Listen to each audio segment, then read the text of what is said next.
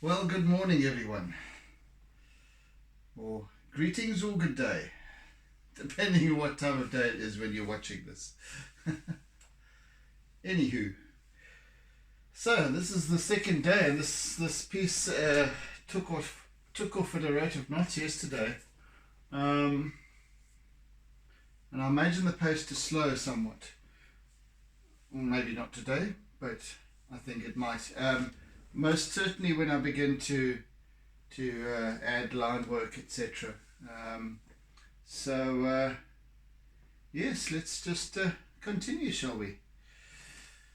Oh, let's bring this a bit closer to me, to the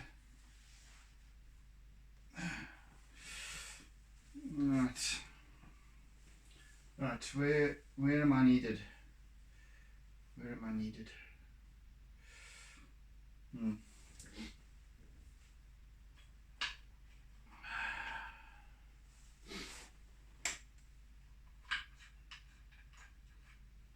a little nib I like to use. Just a little. No, but that's not the one, it turns out. Anyway.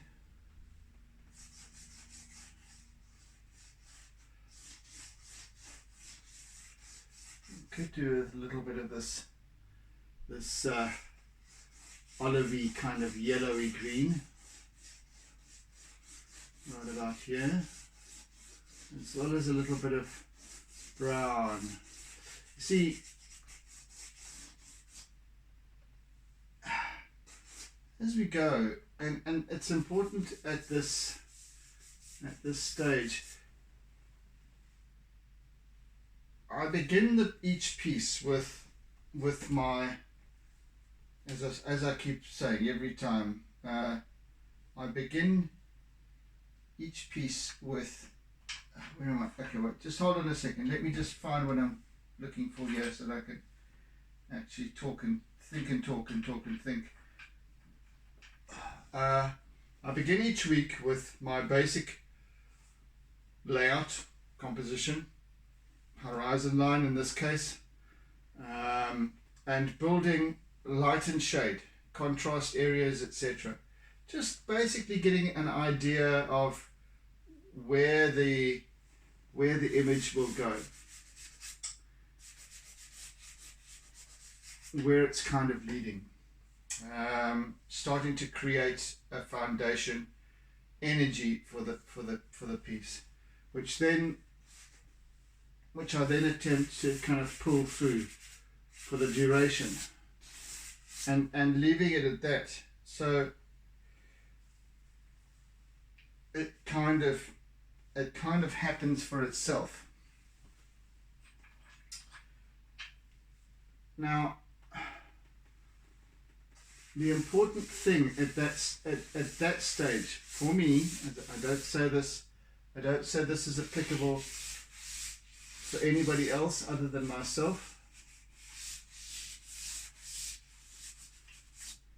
It's important for me, and as you can see, I even as I speak, I'm working not by design or not by expectation, but rather I'm just allowing the artwork, the story for the piece to unfold in its own way. So as I observe my reference image, as I work with that, I simply start to see the basis of the colors behind. Always remember that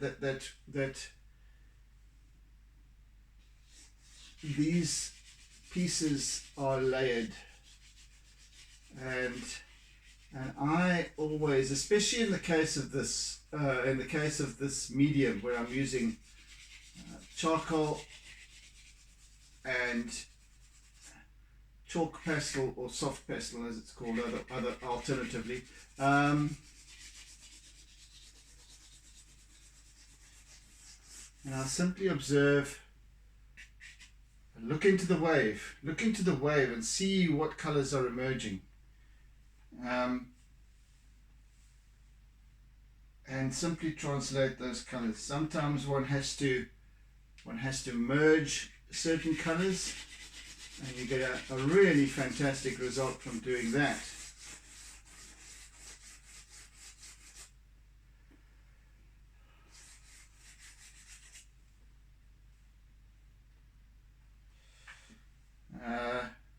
And then once that's all completed, then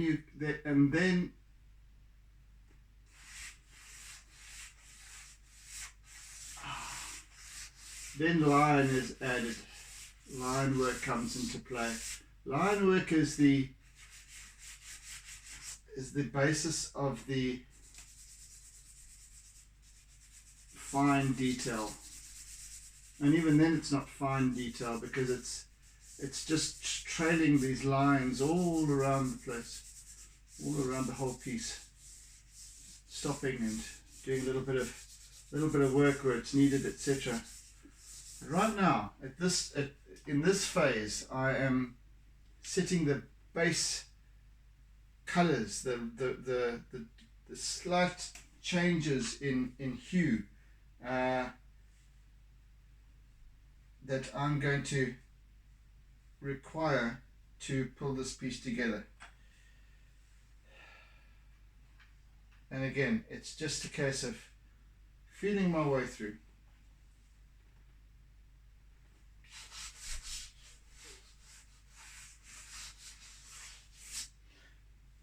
And also imagine, consider if you were here, consider what's going on beneath the surface of the water. You can barely see it because there's all this foam and turmoil going on, so it's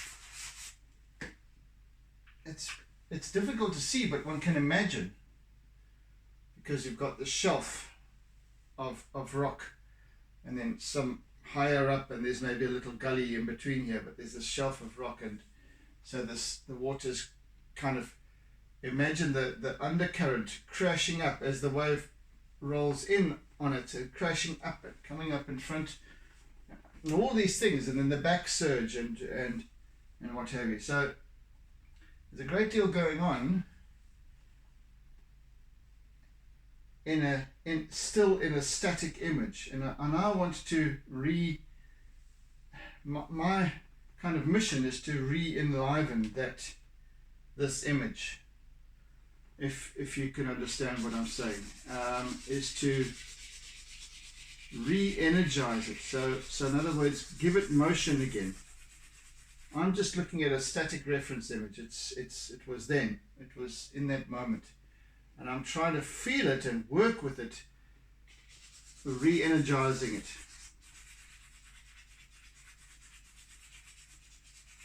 And that's why we had such a pace yesterday.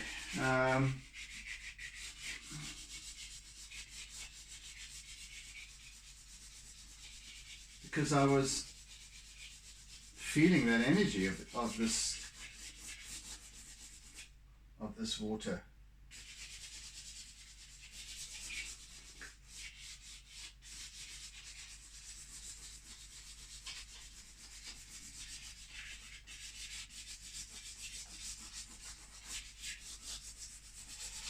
And even now it's a case of working through this and feeling where this water's flowing and so on and so forth.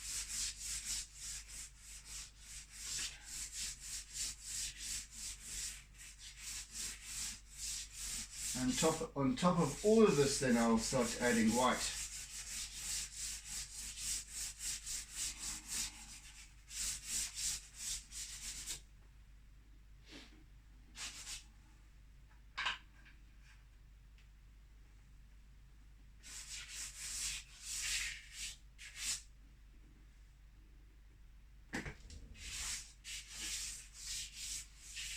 Now this is rather bold, but I will obviously be softening it pull in this color once again here, and on top of that a little bit of blue, pale blue. So that was a light aqua.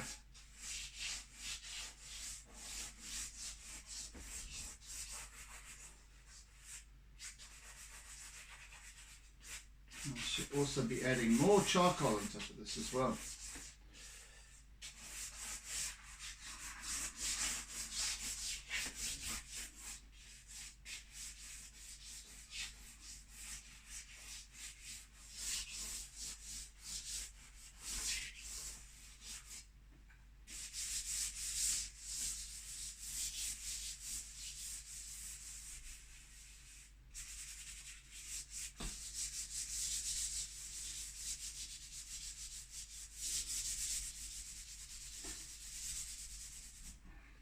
So to get back to my point I was making earlier about energizing a piece, it can be a still life, and yet at the same time can have an energy to it. In other words, if it's a still life and it's catching a ray of light, or there's sunlight shining off, catching the edge of a silver vase, for example, vase if you want to call it that, and it just enlivens it, and then within that you start to see other, because it's silver, it's highly reflective, so you start to see other images and movement and what have you, even within that reflected image. It's not just the colors of white, grey, and so on. That's and a bit of blue and maybe green, whatever the case is. But just imagine shapes in that. It's like looking at it into the bumper of a, or what do you call it, fender or whatever, of a 1960s, 1950s, I don't know, Cadillac something or other. So you get all that silver, that chrome, and if you look into the chrome, you'll see reflected, you'll see the surrounding foliage or buildings or whatever they are reflected in that. Work that energy. That's what brings it to life. From still life to life.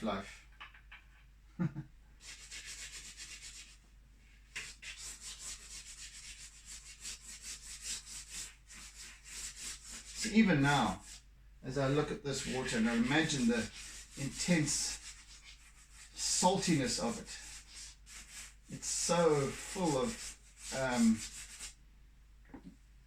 aeration. It's been aerated. It's been full of billions of little air bubbles and what have you. And it's just surging through here, little pockets and eddies and what have you.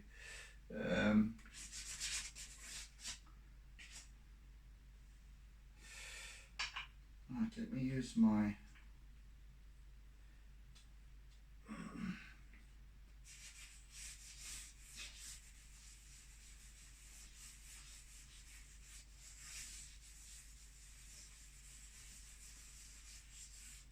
and then you'll find a slightly clearer patch, slightly clearer, where you can sort of almost look into the water, because now there's a trough beneath us here. The water plows in,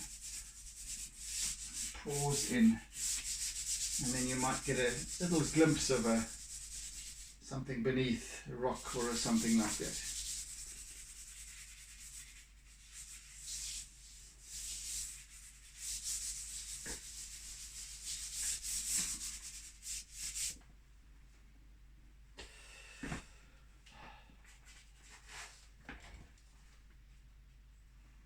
Just put this back and down a bit.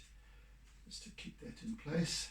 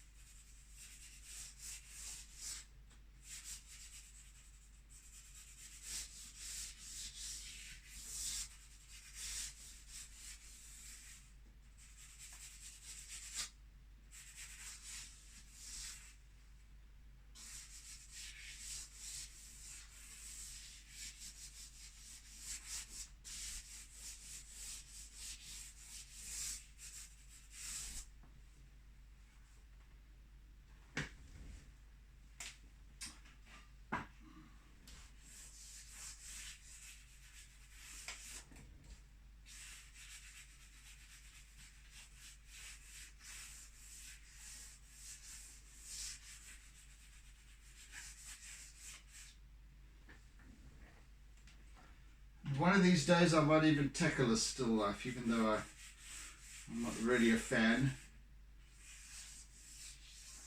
There are some subjects that I might look at doing to capture, and I saw some the other day that constituted different cut fruit. Goodness me, like papaya, pawpaw, as we call them, and then another one was of cantaloupe, I think it's called, what we call spunspeck, and they were sliced, and the sunlight was catching the edge of this section of the slice of fruit, and the glow was just incredible. The glow in the fruit of the light catching it, and next to that a bunch of grapes, and you could see that the semi transparency of the fruit itself, where the sunlight was quite intense from the one side, catching the fruit, the grapes, and shining through. So, oh goodness, that's what I mean. And then there was silver, there were bowls and things like that. Just the life of those pieces, which just incredible. There was nothing static about them, whatever. You could see the light dancing on them, and on the fruit. It was yes, this artist had really worked some magic on that piece. And I'm going to start with some white now and start working this up. Yeah, so even a still life can have an amazing energy to it. It's just about looking, listening to what is coming through, allowing the you see, to me, the medium that I'm using, and each aspect of it has just as much of a role to play in creating this piece of art as I do. Yeah, this little white pastel here is responsible for creating the essence of the surface area of this seascape. All of the foam,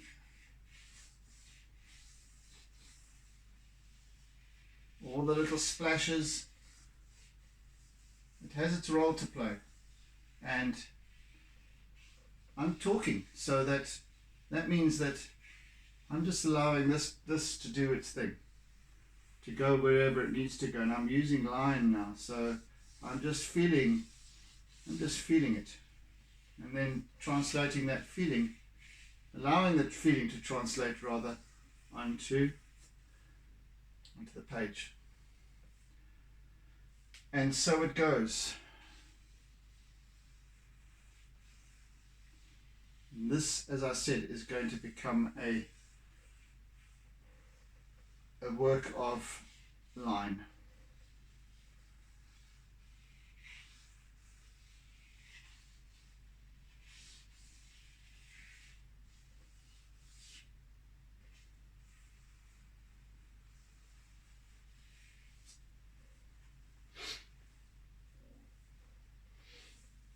And there's a lot of it. There's a lot of the whiteness.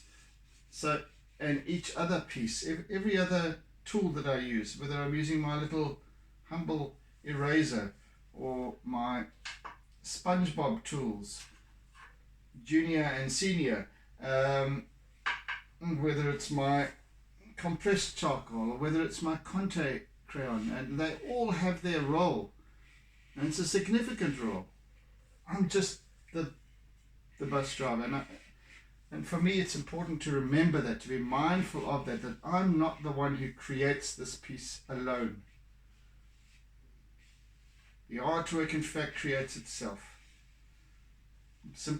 I'm simply applying a feeling to it, a presence to it, allowing it to feed off that and come into being. And I don't sound, I'm not trying to sound like some kind of Salvador Dali or a Leonardo da Vinci or a Michelangelo, not at all. But I do believe that it makes all the difference. I do believe that those artists that, and I've spoken of this before, those artists, those masters of bygone eras, heydays of art, I mean the real heydays, they really felt the energy, because you could see it as coming through with their artworks. The Mona Lisa smile, it's so evocative, it's so full of energy, life, feeling, emotion, and it still is today, even though it was painted in the 16th century, somewhere around there. So I can't remember. I didn't do that well at History of Art. Yes, that's what I'm talking about. It's just feeling it, because that feeling, that energy is then encapsulated on paper. And long after I've cut my ears off and shot myself in the head or not passed on, and I hope for that energy to still touch somebody one day.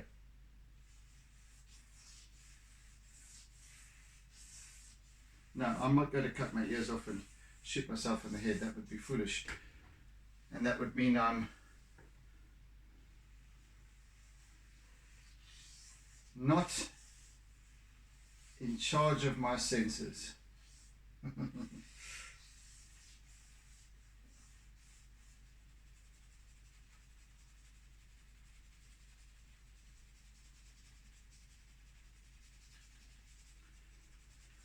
feel that I'm going to be using all of this piece of charcoal, and at least this piece of pastel, and the next one. And I'm going to be introducing acrylic as well. But anywho, today it's just about playing with this roiling foam.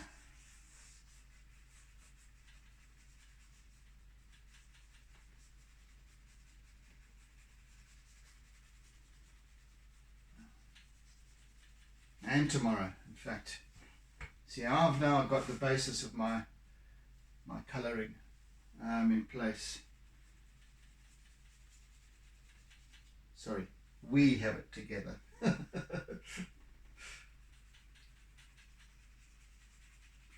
my tools and I.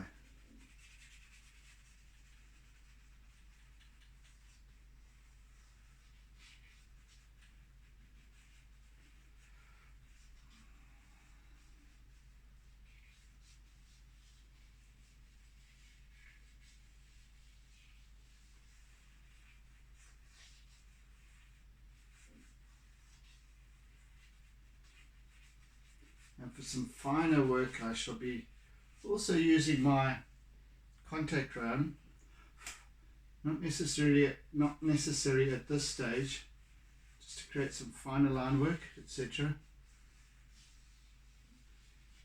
And as you can see, I'm very loosely working this piece, but you will notice that there's definitely a flow, and you'll start to see an essence forming in terms of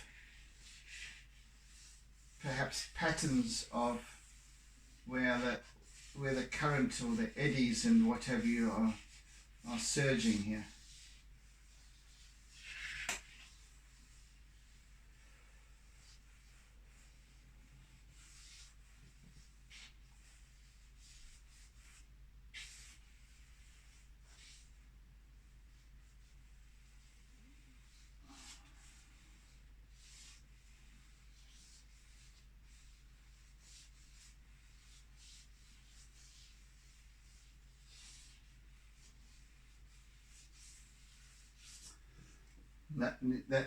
This will take time to build. A lot of time.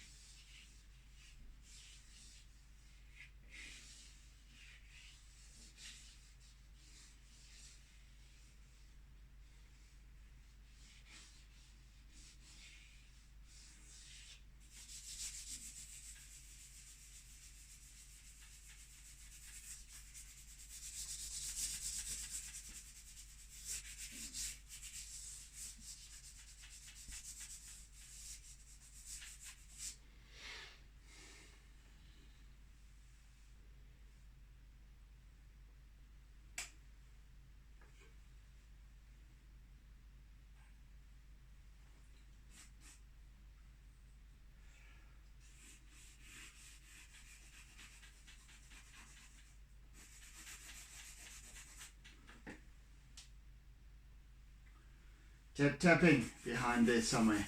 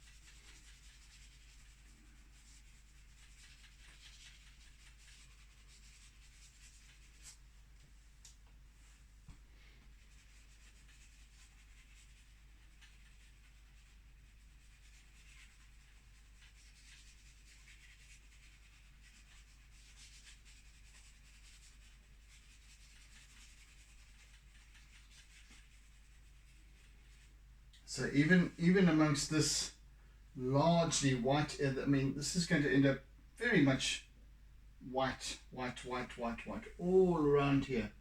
And even amongst this, there is heaving movement. There is always going to be contrast and whatever, and that's why I've placed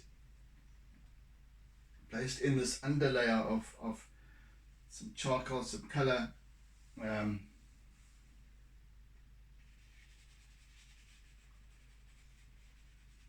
instead of trying to make it all white.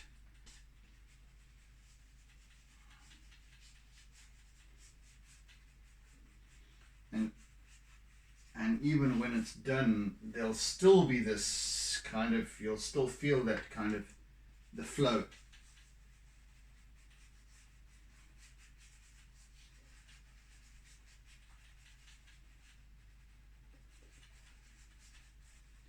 And this is why I also enjoy sometimes working on these,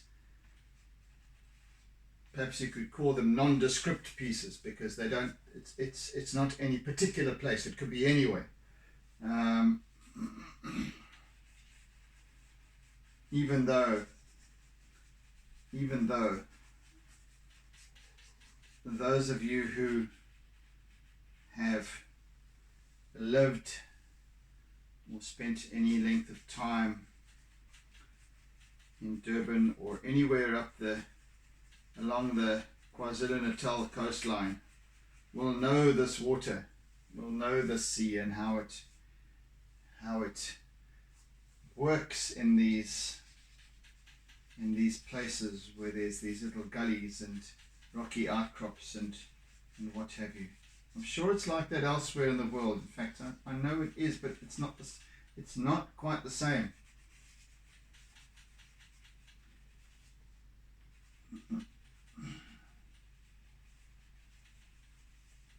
Maybe it's got something to do with the particular rocks here, or I don't know.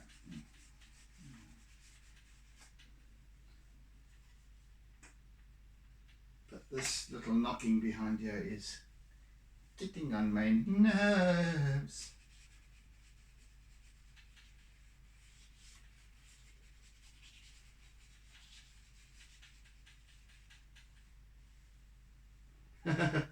Wee, bubble.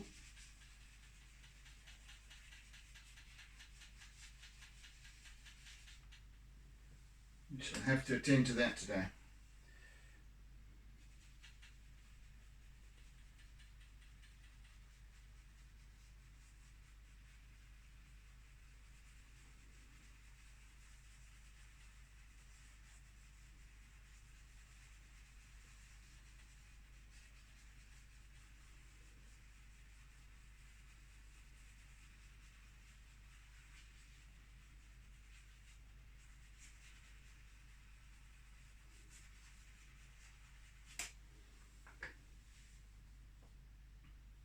So I want to feel it as if I'm standing in it. I'm standing perhaps precariously on these rocks, and these rocks have got sharp little barnacles and limpets and funny things that are digging into my feet, and in other places I need to be careful because they're incredibly slippery. And I've got these, I need to almost dig my toes into it, because to stabilize myself in the face of the charging waves.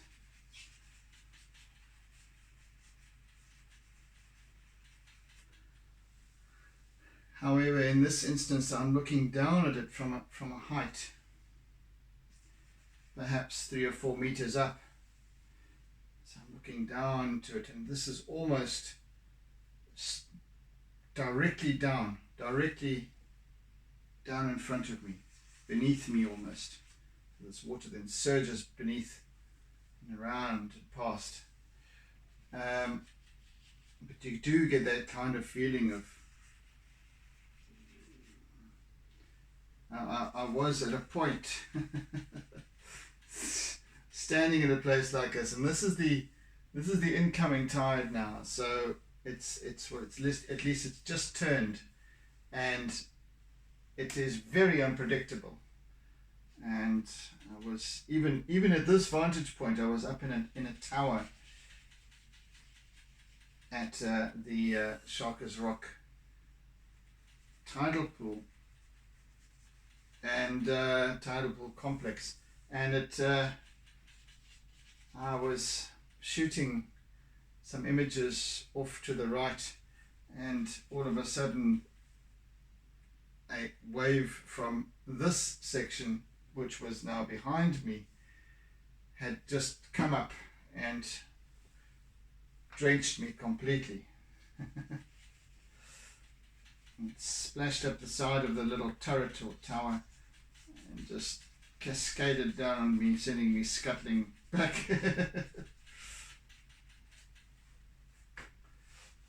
Great fun.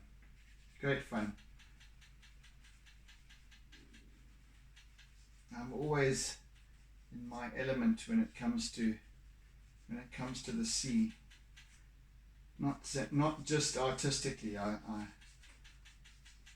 get very excited by the action of the ocean, by the ocean in motion.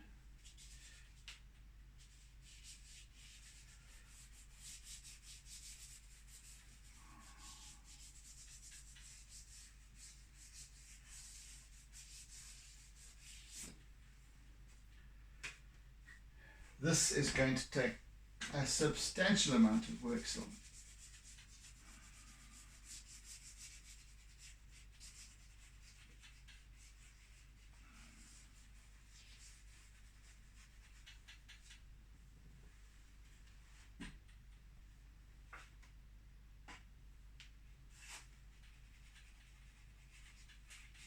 I don't know where this little squeaky, bumpy, rattly thing has come from now. I thought I'd sorted those out.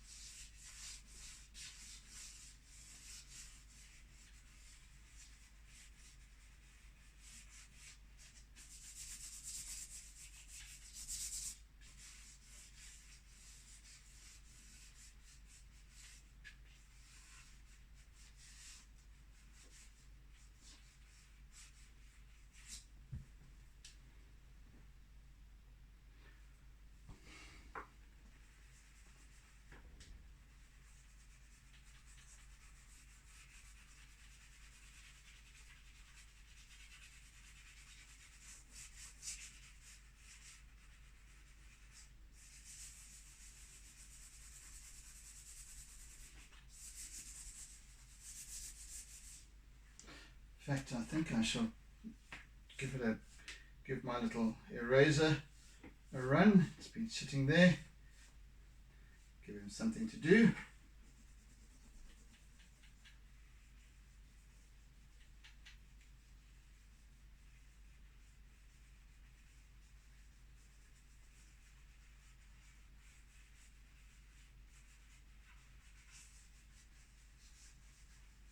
And I'm just using the flat edge of this eraser as a real nice, open that, oh goodness sake, stop it, as a lovely smudgy blendy kind of, getting all of this to work together, blending it across.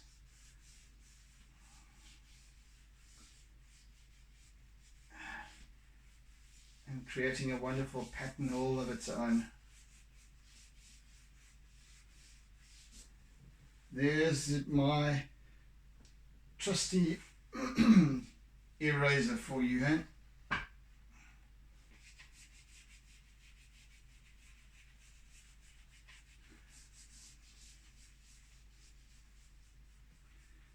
and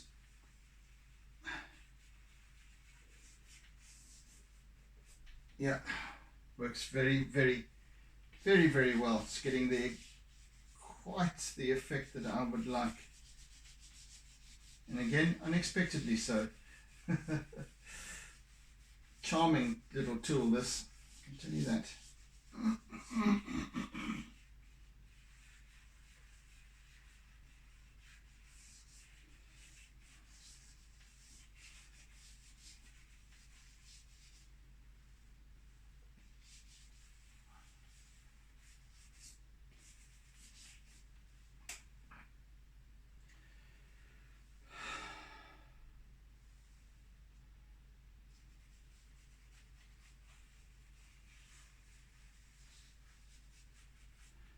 And don't worry, Ingrid, I shall be putting the sky in.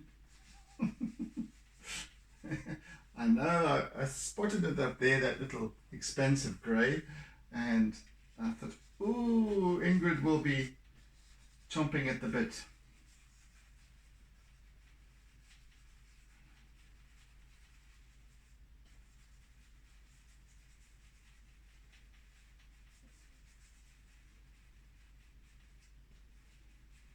I shall be working with that shortly.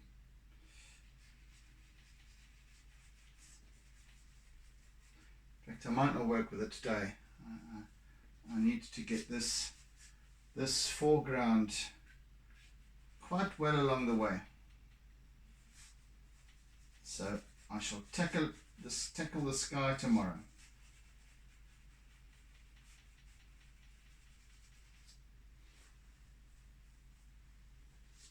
Not sure if I shall complete this piece tomorrow, but I'm almost certain, I say almost certain, that Thursday I shall complete. But one never knows. And that's okay. That's part of the letting go. That's part of the fun of doing these things, actually. It's not all I haven't planned out every step of the way and what comes next, and yeah.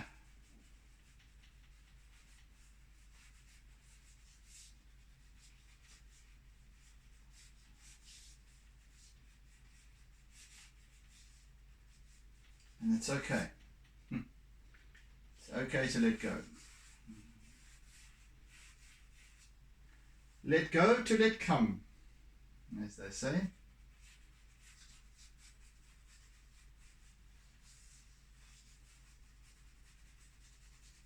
I think that little expression that I always like to use in coaching, I always think to myself, it applies very much to what I'm doing here as an artist. We have to let go. We have to let go of that control. And I guess that maybe a fine artist already exercises that. But with my formal kind of background in design, graphic art, graphic design, it's very difficult to let go, or letting go was very difficult, because it's always a literal interpretation, graphically.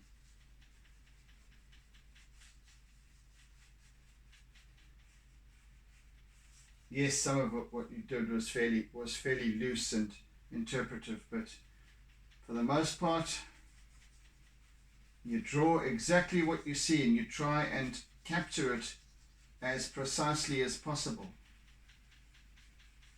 Because as with design is very precise. And whether it's graphic design or interior design or jewelry design,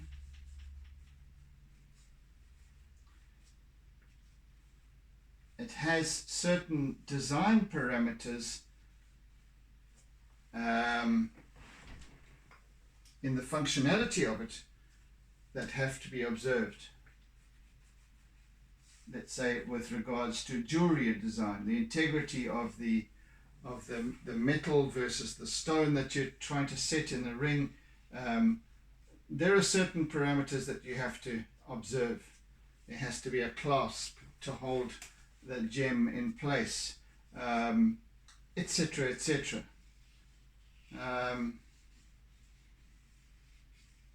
With textile design, there are certain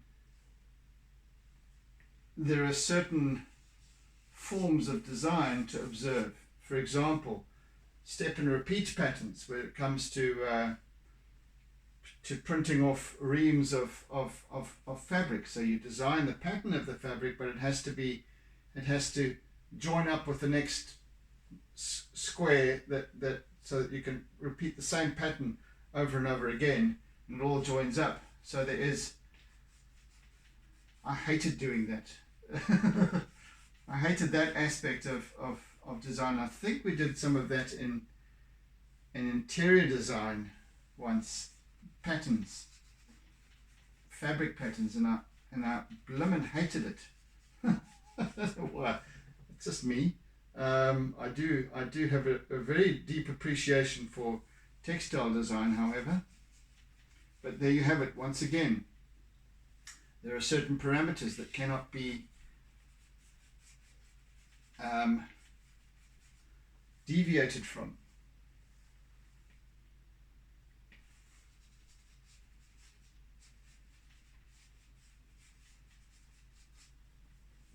Interior design, most certainly. You can try as you like, and you can bring in all of the different little nuances of design and creativity and color and form and what have you, but at the end of the day, you're working within specific confines of a building, a space. So one's design is confined by space. I might find some disagreement coming my way, of course, on that, because yes, of course, there is incredible creativity and artistry in terms of interior design as well. Some fantastic, completely off the wall expressions. I mean, I experienced that myself when I was tasked with an interior design project for Unilever, and to design 3 floors of their headquarters building, and they wanted a Zen theme, a flow, again, it was a case of, and even though I was still pretty much a novice, it was 20 years ago, and 21 years ago, in fact. But I applied myself to it energetically when I look back at it.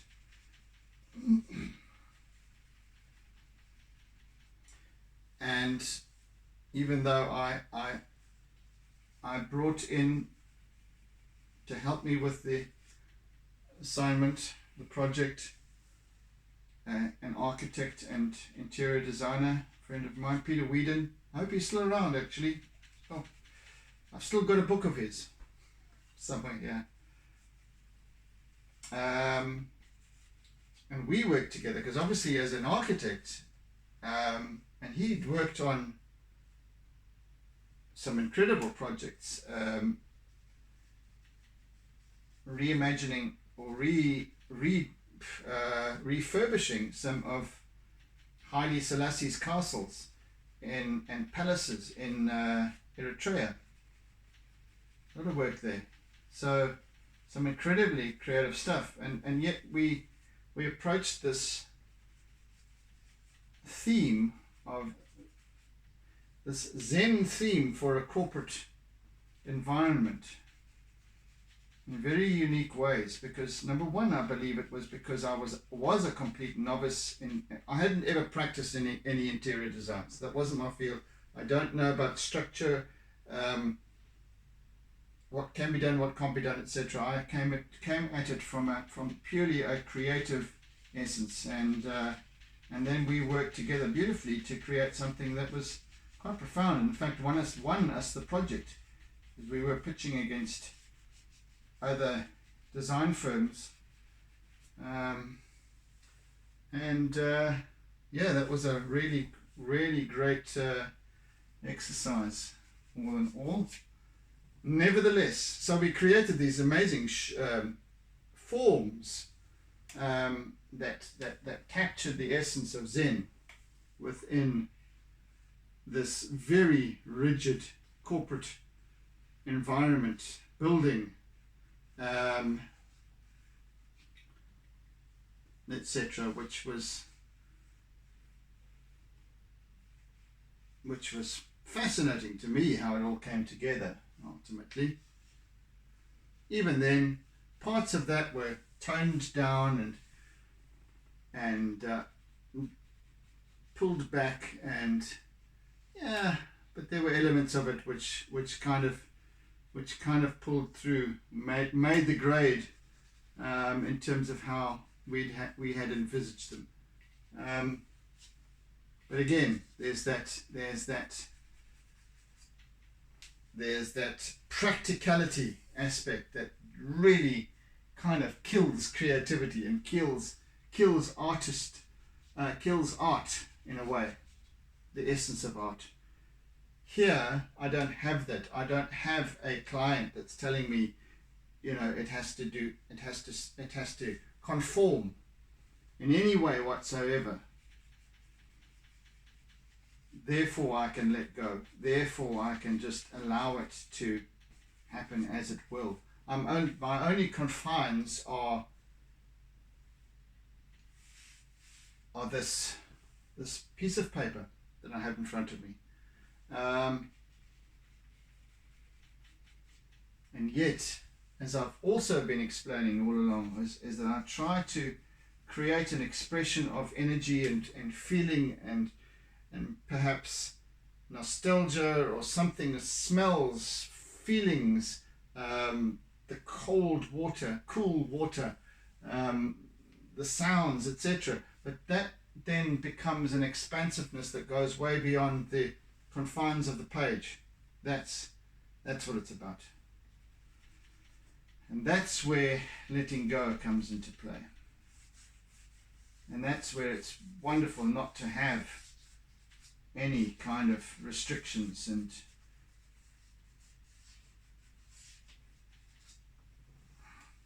so on.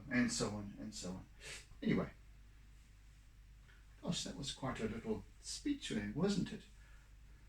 Oh my. Anyway, I do kind of tend to go off on tangents every now and again, don't I?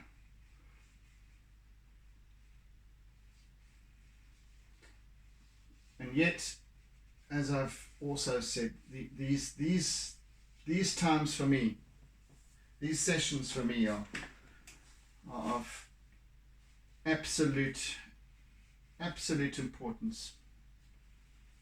Nobody can take that away from me either. Whether however many pieces I'm producing, I'm churning these things out, and maybe they're not selling, maybe they're whatever, but that's not what's important to me at this point in my development as an artist. I'm exploring, and they can sit here and I can, whatever, but that's not what it's about. What it really is about is my development as an artist, as a thinker, as an observer, as a listener.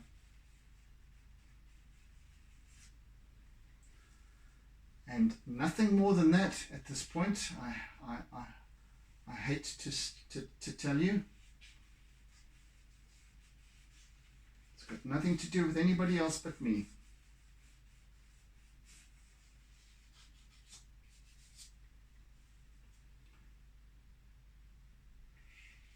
I simply enjoy sharing the process as well with you. That's all. Beyond that, this is about my experience. This is about me observing how I'm translating, how I'm depicting, how I'm interpreting.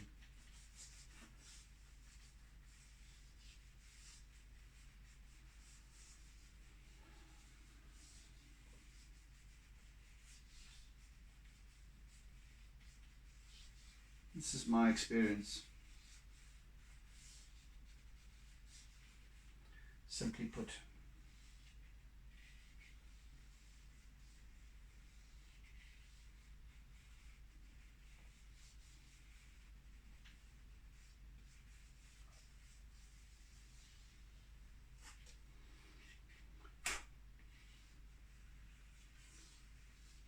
I've said many a time that these sessions are kind of my incubator, where I get to process not only art but life and how it applies to Guy, not to anybody else. This is my time for me. That's why it is from 4 to 5 in the morning. That's why I get up early before anybody else does. Well, most people are still tucked up in bed still for another good 2 or 3 hours. And yet there's other people awake many hours before and on the other side of the world.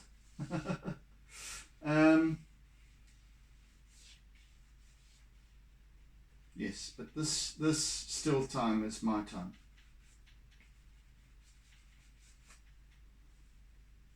It's what matters to me.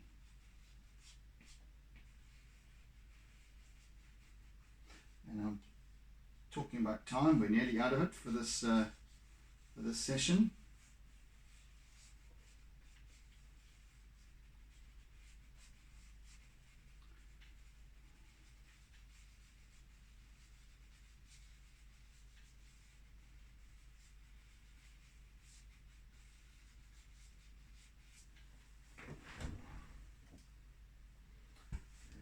Ooh, I can see there. Lots of work to do still. All over the place here. Let's use my little eraser again for a little bit.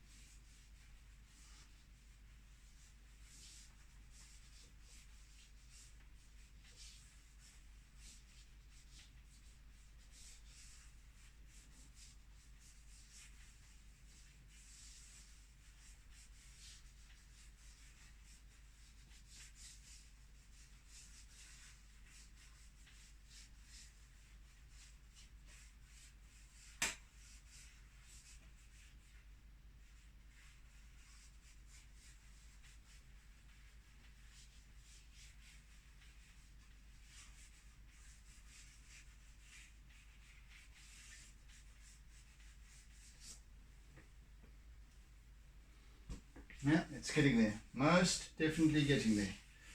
Peoples. So, let's put down tools for today. I'm quite happy with where we're going with this piece. Yeah, lots and lots of work to do. Oh, lots of white up there as well, and so on. So yeah, maybe we won't complete tomorrow, actually, when I come to think of it. There's a great deal more line work involved in this piece. So, thank you for joining. Thank you for sharing. Thank you for caring. Thank you for bearing with me and my mental meanderings. Yes. So, until tomorrow then. Oodles and oodles of toodles. And do take care. Have a fantastic day ahead. And yeah. always observe and have a look at what you see, and is it really what you see, and why do you see what you see, etc. So I see. Okay, I'm losing my mind now. So I'm going to say goodbye. Cheers, folks. See you tomorrow. But don't forget to doodle and oodles.